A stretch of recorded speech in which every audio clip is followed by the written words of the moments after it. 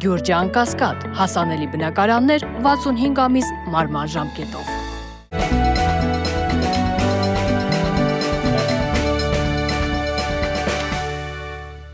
Փաստինֆո եթերում շարունակում ենք հետևել միջազգային իրադրությանը։ Ալիևը չի հանգստանում եւ իր թուրք տիրոջ միջնորդությամբ կրկին փորձում է առաջ քաշել այսպես կոչված Զանգեզուրի միջանցքի հարցը։ Այդ մասին վերջինս հայտարարել է օկուպացված Բերձորում օդանավակայանի բացման արարողության ժամանակ, որտեղ ներկա է եղել նաև Թուրքիայի նախագահը եւ Պակիստանի վարչապետը։ Այդ հանդիպման ժամանակ հետաքրքիր նախաձեռնությամբ են հանդես եկել ադրբեջանցիները, առաջ քաշելով 3 պետություն, 1 ազգ նոր ձևաչափը, այսինքն պակիստանցիներին համարելով թուրքեր, եւ այս հարցում կարծում ենք Պակիստանը հետո խնդիրներ ունենալու է, բայց այդ թեմային մենք կանդրադառնանք մի փոքր ավելի ուշ։ Իսկ հիմա խոսենք, թե ինչու է Ադրբեջանը կրկին փորձում առաջ քաշել Զանգեզուրի միջանցքի հարցը։ Զանգեզուրի միջանցքի հարցը շարունակում է մնալ ադրբեջանա-թուրքական տանդեմի եւ նաեւ Եվրոպական միության ուշադրության կենտրոնում։ Ինչու՞ չէ, նաեւ այս հարցում թեկուզ պասիվ, բայց հետաքրքրություն ունի նաեւ Միացյալ Նահանգները։ Իսկ խնդիրը բոլորն էլ իրենց համար առանձին կերպ են փորձում լուծել։ Թուրքերի եւ ադրբեջանցիների համար շատ կարեւոր է, որպեսզի Հայաստանի տարածքով նրանք ստանան ճանապարհ, որի նկատմամբ Հայաստանը չպետք է ունենա որևէ վերահսկողություն։ Բացի այդ, նրանք կարողանան ցանկացած պահի հսկողության տակ վերցնել նաեւ հայ-իրանական սահմանը։ Իսկ Եվրոպական միության համար Զանգեզուրի միջանցքի վրա կենտրոնական հսկողություն սահմանելը կամ գոնե ներկայացված լինելը իր նշանակությունն ունի։ Հիշեցնենք, որ նաեւ Գորիսում բացվել է Ֆրանսիայի պատվոհպատոսությունը։ Եվ սա մեկ քայլ է եւս Ֆրանսիայի կողմից փորձ Զանգեզուրի միջանցքի վրա ունենալ հսկողություն։ Ֆրանսիան իր պատճառներն ունի, այդ մասին մենք արդեն ասել ենք։ Բայց թե ինչու է Ալիևը պարբերաբար փորձում առաջ քաշել այս ամենը ցույց տալու համար, թե ինքը իբր տեղյակ չէ իր իսկ արած հայտարարությունից, որն արել էր անցյալ տարի, որ Զանգեզուրի միջանցքի հարցը գոնե ժամանակավորապես դուրս է գալիս հայ-ադրբեջանական հարաբերությունների օրակարգից։ Այդ մասին Ալիևը ասել էր նաև Իրանի նախագահին։ Այդ մասին Ալիևը եւ Էրդողանը ասել էին նաև Իրանի հոգևոր առաջնորդին։ Հոգևոր առաջնորդն էլ պարզաբանումներ էր պահանջել Էրդողանից, թե եթե իրենք ցանկանում են կապվել Նախիջևանը կապել Ադրբեջանի հետ, ապա Իրանի տարածքով դա պետք է արվի եւ արդեն Փեզեշքյանի Բաքու կատարած այցի ժամանակ էլ հայտարարվեց, որ Ադրբեջանը չի օգտվելու եւ չի ցանկանում օգտվել այսպես կոչված Զանգեզուրի միջանցքից, որ հայերը եթե չեն ցանկանում գումար աշխատել, թող իրենք մտածեն, իրենք էլ Իրանի տարածքով կապը կապահովեն։ Բայց բարձում է, որ այստեղ խնդիրը կապը չէ, եւ Ալիևի հայտարարությունը օկուպացված Բերձորում հենց դրա մասին է։ Ադրբեջանը ցանկություն ունի ուղղակիորեն կտրել Սյունիքը եւ Թուրքիայի հետ հսկողություն հաստատել այնտեղ։ Իհարկե, հետո դա շատ թանկ գնով կվաճառեն եվրոպացիներին, եւ եվրոպացիները նրանցից թույլտվություն կստանան Կենտրոնական Ասիայից Եվրոպա ապրանքների, այդ թվում նաեւ ուրանի տեղափոխության համար։ Միացյալ Նահանգները նրանց թույլտվությամբ կփորձի հսկողություն սահմանել հայ-իրանական սահմանի վրա։ Այդտեղ արդեն թելադրողը դառնում են թուրքերը եւ ադրբեջանցիները, բայց շատ զարմանալի է եւ տարօրինակ, որ հայկական կողմից կարծես թե որևէ արձագանք չկա։ Զանգեզուրի միջանցքի հետ կապված մենք ոչինչ չենք ասում։ Իհարկե նշում ենք, որ Հայաստանը դեմ է այն կոմունիկացիաների բացմանը, որի վրա Հայաստանը չի ունենալու հսկողություն, բայց Ադրբեջանի ղեկավարի կողմից պարբերաբար առաջ քաշվող նման ցնորաբանություններին նվազագույնը պատասխանել է պետք։ Հասկացանք, որ թուրք-ադրբեջանական տանդեմը կրակում է Սյունիքի գյուղերի վրա եւ հայկական կողմը չի պատասխանում, մտածելով, որ դա կարող է էսկալացիայի հանգեցնել։ Իսկ բանավոր կերպով հնարավոր է գոնե պատասխանել ադրբեջանցիներին։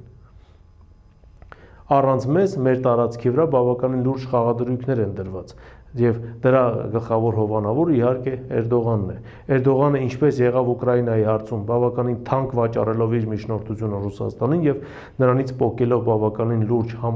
զիջումներ, հիմա էլ ցանկանում է նույնն անել հայկական Սյունիքի հետ կապված, բավականին թանկ գնով վաճառելով եւ եվրոպացիներին եւ Միացյալ Նահանգներին, դրա դիմաց իհարկե իր պայմաններն առաջ քաշելու համար։ Իսկ պայմաններ Էրդողանը շատ ունի, սկսած Եվրոպական միության անդամ դառնալուց, վերջացած Հյուսիսային Կիպրոսի թուրքական հանրապետությունը Եվրոպական միության եւ միջազգային հանրության կողմից ճանաչելուց։ Այնպես որ տարբերակներ Էրդողանը կրկնում ենք շատ ունի, բայց ցավալի է, որ այս ամենը փորձ է արվում անել հայկական տարածքների հաշվին եւ հայկական տարածքում։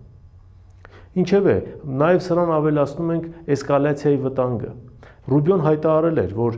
Սյունիքում էսկալացիայի բավականին լուրջ վտանգ կա։ Օրեր առաջ նման հայտարարություն արեց նաև Ռուսաստանի պաշտպանության նախարարը։ Բացի այդ, ըստ միջազգային լրատվամիջոցների, Ռուսաստանը պատրաստվում է մոտ օրերս խումբ ուղարկել Սյունիք տեղում իրավիճակը պարզելու եւ անհրաժեշտ քայլեր ձեռնարկելու համար, որպեսզի ամեն ինչ արվի էսկալացիա թույլ չտալու համար։ Ակնհայտ է, որ այդ խմբի առաքելությունը միայն դիտարկումը չի լինելու, եւ եթե այդ խումբը գալիս է Սյունիք, նշանակում է իրավիճակը իրոք բավականին լուրջ է։ Ինչևէ, սպասենք տեսնենք, թե իրադարձությունները ինչպես կզարգանան, բայց այն, որ Բերձորում բացված օդանավակայանը բնավել քաղաքացիական շահերի համար չի աշխատելու եւ այն ակնհայտ է, որ ռազմական նպատակներով է օգտագործելու, սա եւս պետք է ֆիքսենք եւ սրանից մեր համապատասխան ծառայությունները նաեւ իրենց հետեւությունները պետք է անեն։ Մյուս թեման, որին ցանկանում եմ անդրադառնալ, ռուս-ուկրաինական հարաբերություններին է վերաբերվում։ Հերթական հանդիպումն է Ստամբուլում անցկացվում Ռուսաստանի եւ Ուկրաինայի։ Այսօր չանդրադառնանք այդ հանդիպմանը, սպասենք տեսնենք, թե իրադարձությունները ինչպես կզարգանան, բայց խոսենք այն դեպքերի մասին, որոնք նախորդեցին այս հանդիպմանը։ Իսկ խաղադրույքները իրոք շատ են բարձր։ Ակնհայտ է, որ Ուկրաինայի տերերը ամեն ինչ անում են բանակցությունները ձախողելու եւ ռազմական գործողությունները շարունակելու համար, բայց այստեղ կարծես խաղադրույքները միջև վերջ չեն բացվում եւ այն իրավիճակը, որ կար թեկուզ 1 տարի առաջ, հիմա մի փոքր այլ է։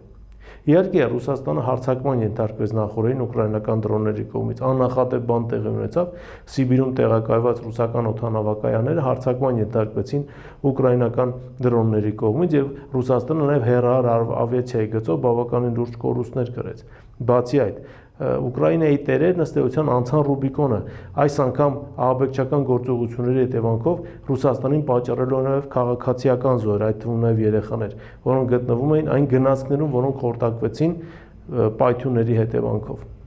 Ամեն ինչ արվում է բանակցությունները ձախողելու համար, ամեն ինչ արվում է ռազմական գործողությունները շարունակելու համար, բայց այստեղ տեղի ունեցավ մի իրադարձություն, որ կարծես թե չէր մտնում ոչ Ուկրաինայի, ոչ նրա տերերի պլանների մեջ։ Լեհաստանում տեղի ունեցան նախագահական ընտրություններ, որի արդյունքում նախագահ դարձավ մի մարդ, ով հայտնի է իր հակաուկրաինական հայացքներով։ Մոտ ապագայում կարծում ենք մենք ականատես կլինենք հայտարարության Լեհաստանի ղեկավարության կողմից, որ Ժեշուվ օդանավակայանը այլևս հապ չի ծառայելու դեպի Ուկրաինա բեռների տեղափոխման համար, եւ ՆԱՏՕ-ն Եվրոպական միության հատվածը ամենայն դեպս ստիպված է լինելու նոր օդանավակայաններ փնտրել Ուկրաինային անհրաժեշտ օգնություն ուղարկելու համար։ Իսկ Ժեշուվը իր աշխարհաքաղաքական դիրքով եւ նաեւ աշխարհագրական դիրքով բավականին հարմար էր գտնվելով հենց Ուկրաինայի եւ Լեհաստանի սահմանին։ Հիմա ակնհայտ է սահմանի այս հատվածը այլևս չի լինելու ակտուալ եւ ստիպված են լինելու նոր հատվածներ փնտրել։ Սա նաեւ նշանակում է, որ Լեհաստանից եկող օգնությունը եւ նաեւ այն վարձկաները, որոնք գալիս են Ուկրաինա, մեծ հավանականությամբ այդ վարձկաների թիվը շեշտակի կարող է նվազել։ Դրան գումարած Լեհաստանում ապաստան գտած ուկրաինացի փախստականները կարող են սկսել վտարվել երկրից։ Այդ մասին արդեն խոսում է նոր ընտիր նախագահը, բացի այդ Լեհաստանում անցկացված սոցիոլոգիական հարցումներն են ցույց տալիս, որ տեղի բնակչությունը բավականին դժգոհ է այդքան քանակությամբ ուկրաինական փախստականներ ընդունելու լեհական կառավարության որոշումից։ Ինչևէ, բավականին լուրջ իրադարձություններ են զարգանում այս ուղղությամբ եւ սպասենք տեսնենք, թե Ստամբուլում ավարտված հանդիպման արդյունքները ինչպիսին կլինեն եւ ինչ նոր պայմանավորվածություններ ձեռք կբերվեն կողմերի միջև։ Վերջին թեման, որին ցանկանում եմ անդրադառնալ, Իրանի հետ է կապված։ Ըստ ամենայնի դիմադրության շարժումը ամրապնդում է իր դիրքերը եւ լրջորեն պատրաստվում է Իսրայելի հետ մոտալուտ բախման։ Այդ մասին է վկայում նաև իրանական լրատվամիջոցներից ստացված տեղեկությունները։ Ըստ ամենայնի Հեզբոլլահին հաջողվել է վերականգնել իր հրթիռային բազաները Լիբանանում, բացի այդ, ըստ վերջին լուրերի, իրանական հետախուզությանը հաջողվել է Լիբանանում բավականին լուրջ հարված հասցնել իսրայելական լրտեսական ցանցին։ Եմենը եւս պատրաստվում է բավականին լուրջ դիմադրության։ Իրաքի կառավարությունը անտեսեց ըստ էության Թրամփի առաջ քաշած պայմաններ եւ չցրեց շիական աշխարհազորայիններին։ Սա նշանակում է, որ Իրաքը եւս բավականին լուրջ դերակատարում է ունենալու Իսրայելի դեմ ապագա պատերազմում։